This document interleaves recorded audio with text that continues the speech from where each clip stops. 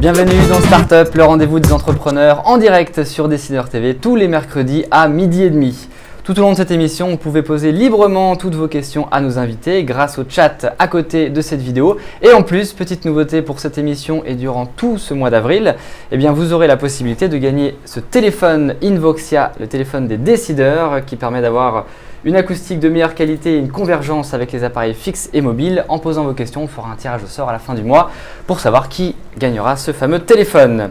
Les entrepreneurs que je vais vous présenter aujourd'hui sont encore plus fous que les autres puisqu'ils ont créé leur entreprise, ce qui est déjà pas mal, et en plus ils l'ont fait en famille. On va voir avec eux ce que cela implique et essayer de comprendre pourquoi les entreprises familiales sont plus rentables et plus pérennes que des sociétés dites classiques. Pauline Legnaud, bonjour. Bonjour. Alors vous êtes la cofondatrice de Gemio.com, une marque de joaillerie sur mesure sur Internet, créée officiellement en août 2011. Le site a été lancé en 2012. Voilà, c'est ça, exactement. Et vous avez déjà levé près d'1 million d'euros. Et la particularité, c'est que vous avez créé cette société avec votre futur mari, on va en reparler.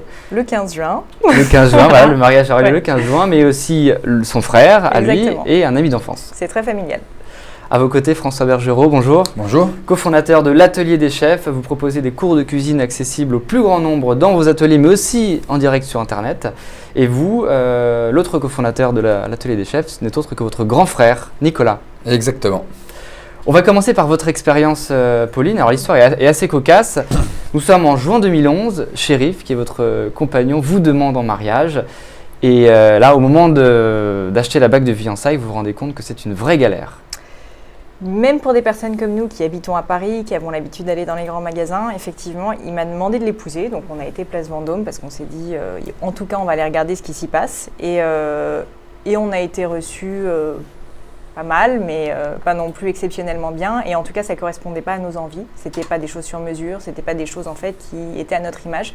Et donc du coup, on s'est dit, il y a peut-être quelque chose à faire dans la joaillerie pour les gens en fait qui ne vont pas place Vendôme ou qui ne veulent pas aller non plus sur des chaînes de distribution de bijoux, ce genre de choses.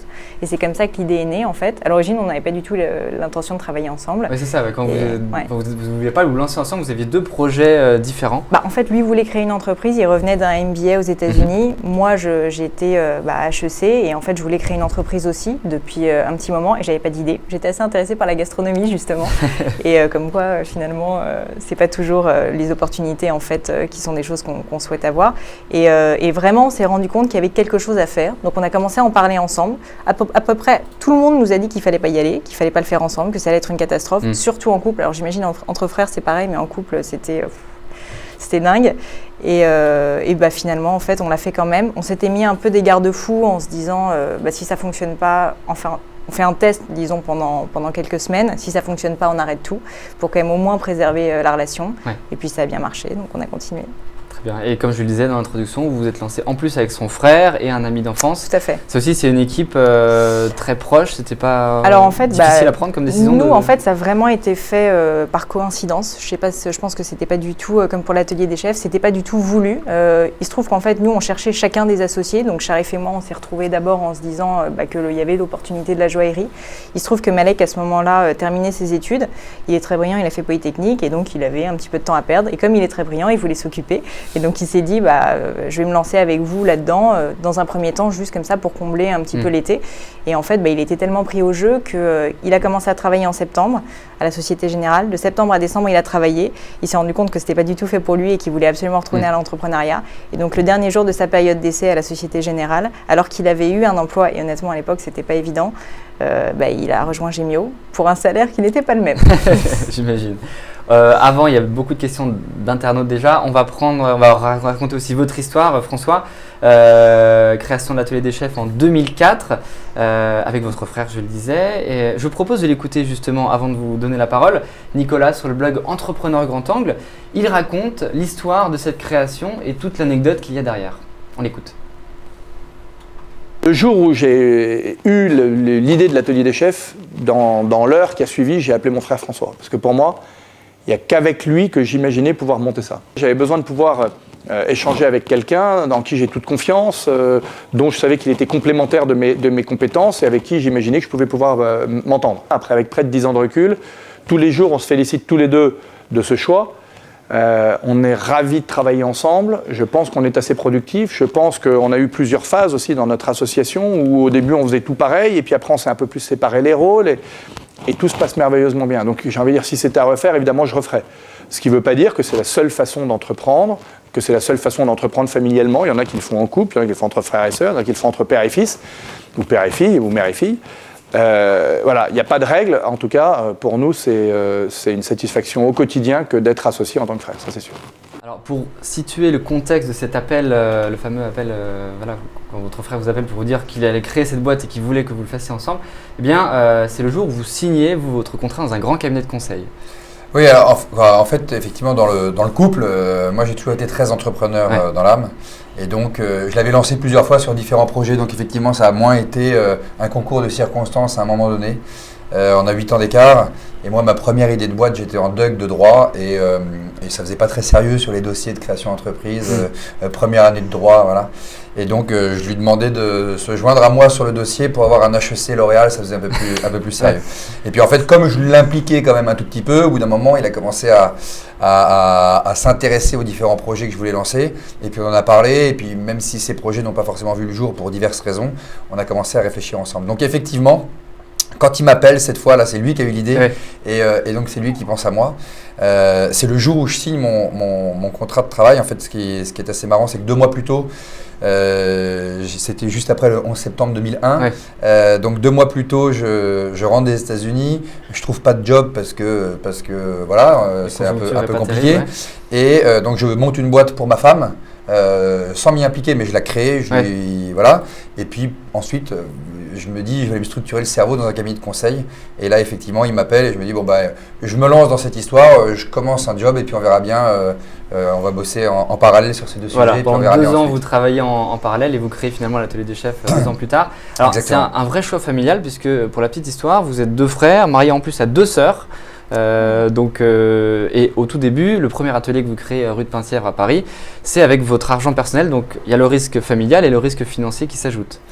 Ouais, alors bon, clairement, de toute façon, quand on se lance dans l'entrepreneuriat, c'est assez étonnant. Hein. On est un peu comme shooté. Hein. On est drogué, honnêtement. Il y a un truc qui se passe. On est drogué en termes d'énergie, c'est-à-dire qu'on peut bosser 20 heures par jour et on n'est pas fatigué. On est drogué en termes d'optimisme. Il peut rien nous arriver parce que sinon on se lance pas.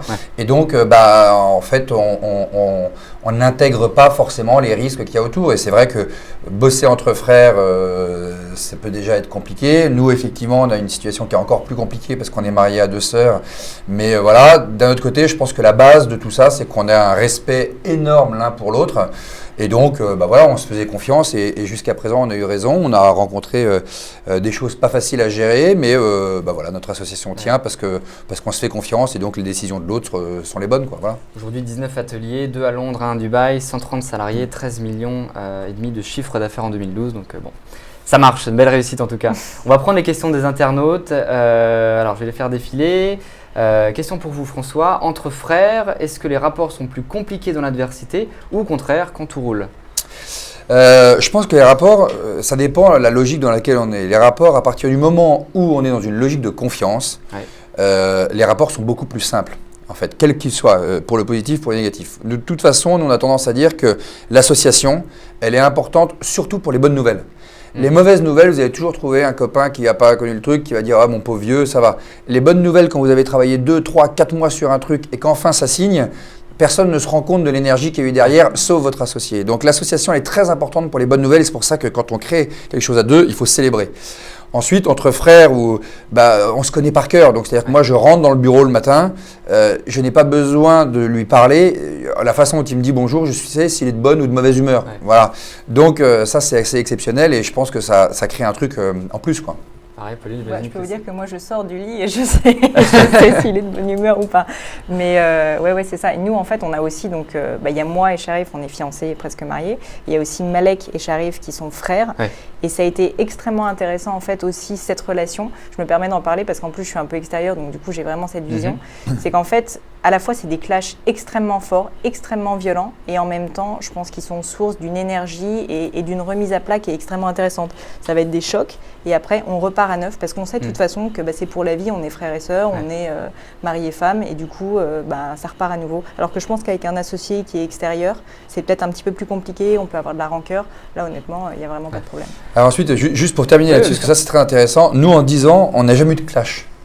Jamais, alors parce qu'on est excessivement susceptibles l'un et l'autre, et on le sait par cœur, et donc on sait jusqu'où on peut aller, et en fait, on sait comment faire passer un message jusqu'au bout, sans aller au clash. Là, on s'arrête, on sait que l'autre a compris, et on sait que l'autre va revenir vers nous et va chercher à… Encore une fois, tout est une question de confiance. Quand Nicolas me dit « je suis pas d'accord », etc., plutôt que de me dire « il a tort et j'ai raison », je vais défendre mon bout de gras pendant un temps, on s'arrête. Et puis après, l'un et l'autre, on va réfléchir en disant, bon, alors comment est-ce que… Voilà. Et puis on a fixé une règle qui est très importante, c'est toujours celui qui veut faire qui a le dernier mot. C'est-à-dire quand il y en a un qui dit « je veux faire » et l'autre qui dit « je veux pas faire », eh bien celui qui veut faire gagne, parce qu'une société, ça doit aller de l'avant. Et donc, il vaut toujours mieux être dans l'action, quitte à faire des erreurs, que être dans le refus d'obstacles, parce que sinon, on n'avance jamais. Question pour Pauline. Est-ce que vous venez d'une famille d'entrepreneurs ? Alors, je connais la réponse et l'histoire est aussi assez intéressante. En fait, c'est drôle parce que moi, à l'origine, je n'ai pas du tout fait des études pour être entrepreneur, mais il se trouve que mon père, ma mère, ma sœur sont entrepreneurs. Donc en fait, c'est une entreprise. Dans la même boîte. Dans la même boîte. C'est mon père qui a créé la boîte et ma mère et ma sœur maintenant travaillent dans cette boîte. Donc j'avais un peu comme ça ce vivier entrepreneurial à côté de moi et j'étais tombée très très loin parce que moi j'ai fait Normal Sup, donc j'étais en lettres, absolument rien à voir. J'allais faire des dissertations toute ma vie. Et un jour, je me suis dit, mais au fond, on tombe pas si loin de ses racines que ça. Et donc j'ai commencé à m'intéresser à l'entrepreneuriat. C'est à ce moment-là que je suis rentrée à HEC, que j'ai fait HEC Entrepreneur. Et du coup, j'avais cet exemple en permanence d'entrepreneuriat à côté de moi, familial, qui, je pense, m'a aidé aussi à un petit peu désacraliser la chose et à me dire aussi que c'était possible de travailler en couple, en famille, ce genre de choses. C'était vraiment important pour moi. Alors, par contre, ils ne vous ont pas soutenu au tout début, quand vous leur avez dit que vous allez vous lancer avec votre compagnon. Ils vous ont Ils n'étaient pas violents non plus, mais disons qu'en fait, c'était en plus de la joaillerie sur Internet, sur mesure. Pour eux, c'était complètement loufoque. Ils se disaient, non mais qu'est-ce que c'est que ce truc ? En plus, que je le fasse avec Sharif, qui était mon fiancé, ils trouvaient ça absurde parce qu'ils se disaient, mais vous diversifiez absolument pas vos risques, vous avez un foyer, vous mettez tous les œufs dans le même panier. Exactement.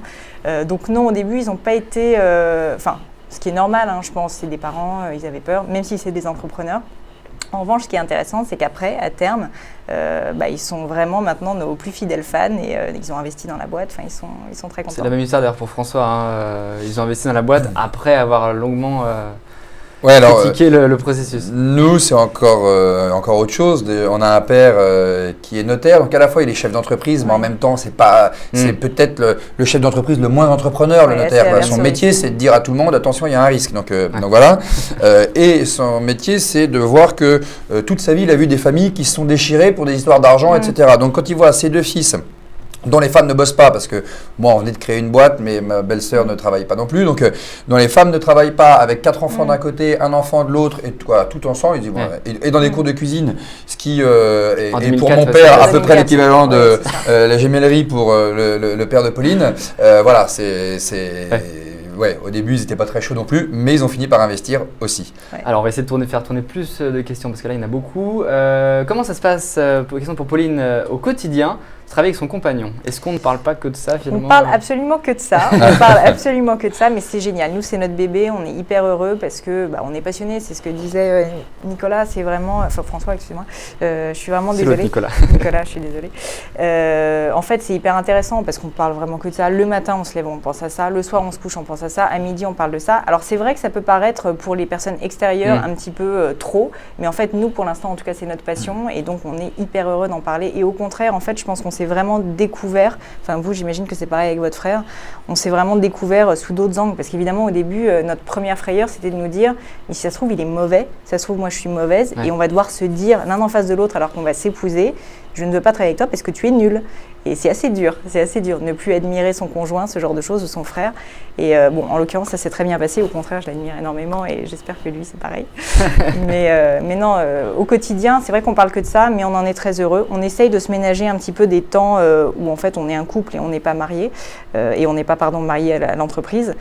C'était très difficile au début parce qu'en plus on travaillait de chez moi. Donc en fait, il faut comprendre on dormait à l'étage et en bas c'était le bureau. On avait 8 personnes qui travaillaient, on parlait de Gémio toute la journée. Les gens débarquaient à 8h et partaient à 8h.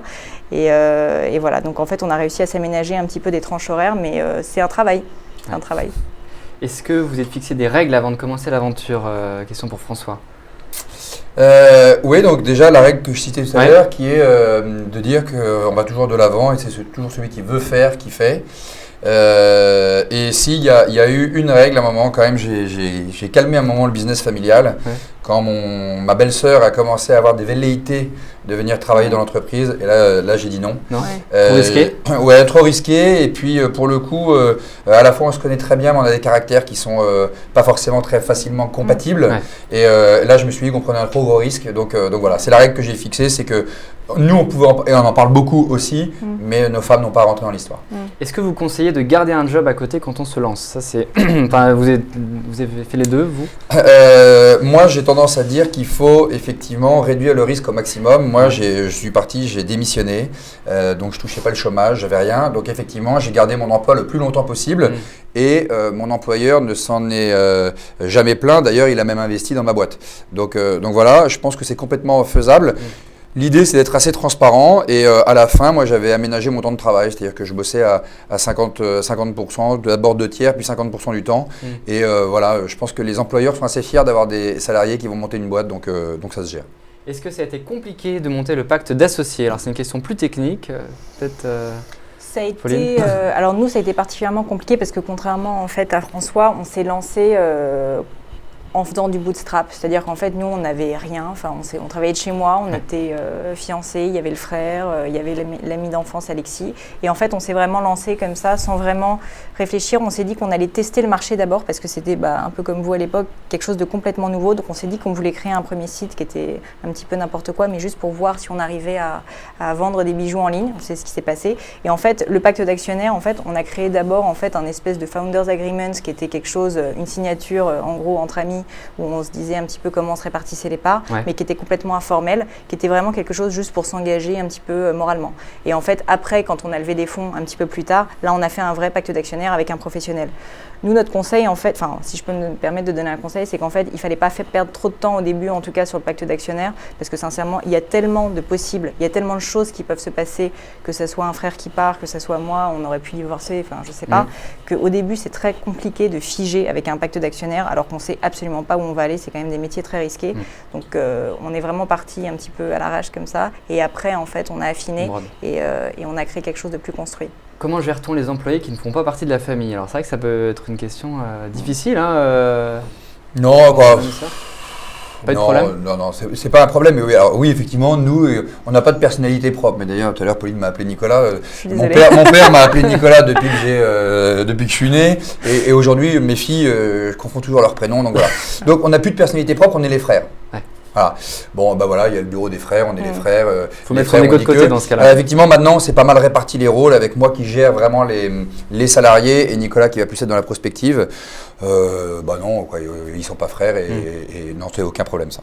Alors une question, n'avez-vous pas peur de baigner dans votre jus, de finir par tourner en rond faute de regard extérieur?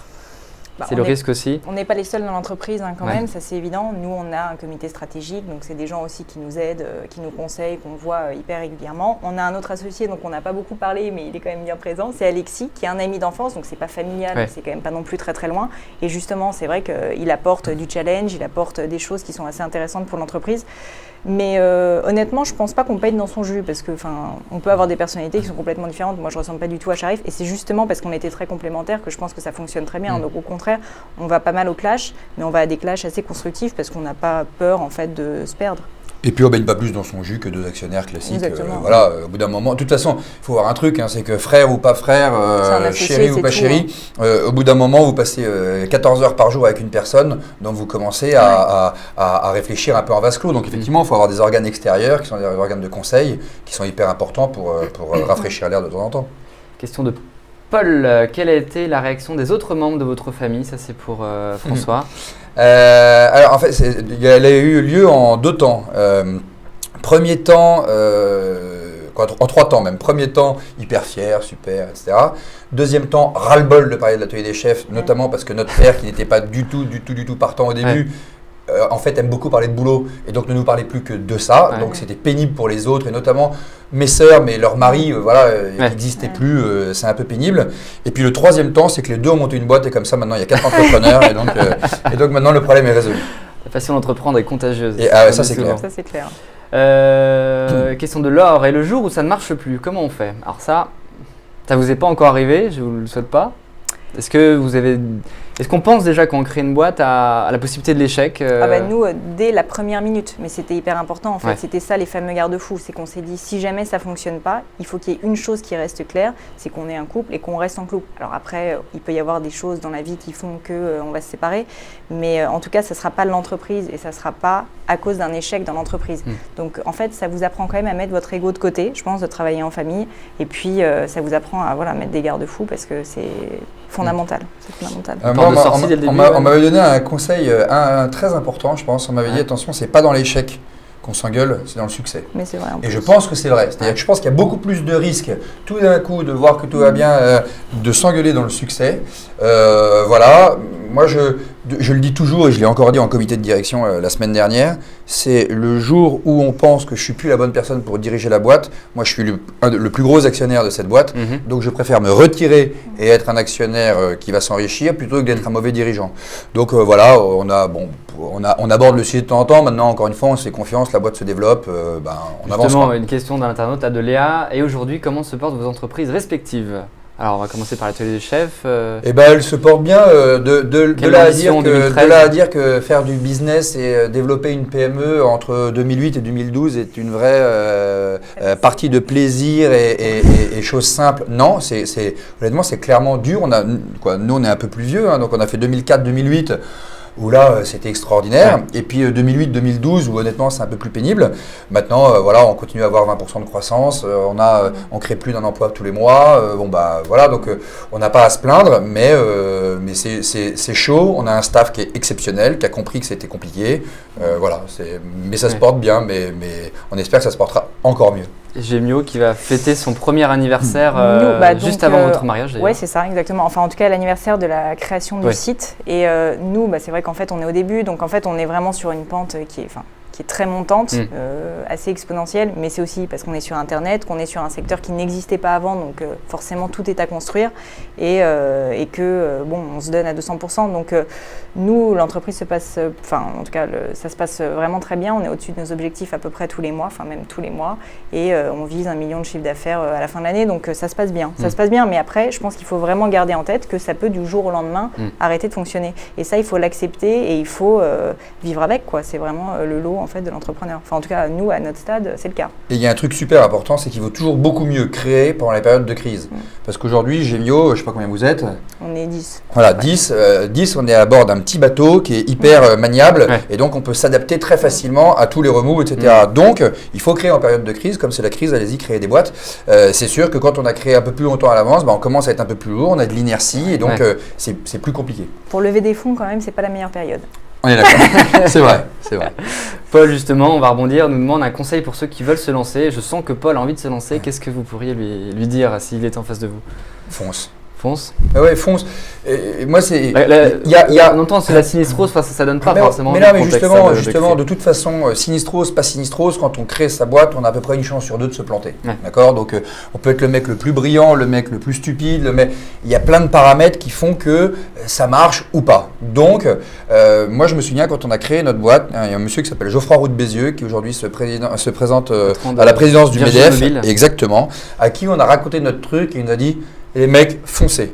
Et puis 2 ans plus tard, il y avait les Gazelles, donc on recevait un prix et Geoffroy Roux de Bézieux est interrogé, il dit « Je n'y croyais pas un instant à leur projet, mais de toute façon, ils avaient tellement envie d'y aller que je ne pouvais pas les arrêter, donc ils y sont allés et voilà. » Il n'y a pas de bon concept, honnêtement, en 2004, quand on a dit qu'on allait faire des cours de cuisine, c'était absurde. Aujourd'hui, voilà. La pierre, les pierres sur Internet, honnêtement, moi, si j'avais dû mettre de l'argent sur ce projet-là, j'aurais jamais mis d'argent parce que voilà, la pierre, on a envie de la voir, on a envie de la toucher et pourtant ça cartonne. Donc faut foncer, faut croire en soi. Et je dirais qu'il faut exécuter. C'est vraiment le plus important. Il y a beaucoup de gens en fait qui vont vous faire des business plans de 200 pages pendant 6 mois et qui réfléchissent qu'à ça.